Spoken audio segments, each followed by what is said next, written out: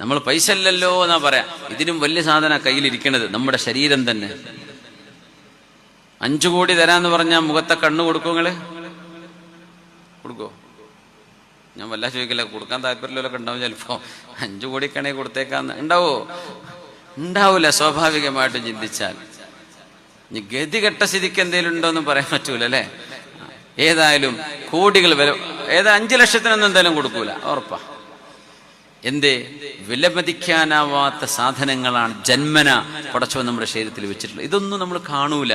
പൈസ അല്ലല്ലോ, എന്റെ മൊബൈലും അതാണല്ലോ, പഴയ മോഡലാണല്ലോ, എനിക്കത് കിട്ടിയിട്ടില്ലല്ലോ. ഇത്രയാ നമ്മൾ ആലോചിക്കുന്നത്. റബ്ബേ വഖലീലും മിൻ ഇബാദിയ ശകൂർ, എന്റെ അടിമകളിൽ നന്ദി ചെയ്യുന്നവർ വളരെ കുറച്ചാണെന്ന് പുണ്യ ഹബീബായ സ്വല്ലല്ലാഹു അലൈഹി വസല്ലം. വിശുദ്ധ ഖുർആനാണത്. എന്റെ ഉമ്മത്തിൽ നന്ദി ചെയ്യുന്നവർ വളരെ കുറവ്. ഇല്ല എന്നേ പറയുള്ളൂ, ഉള്ളത് പറയാറില്ല.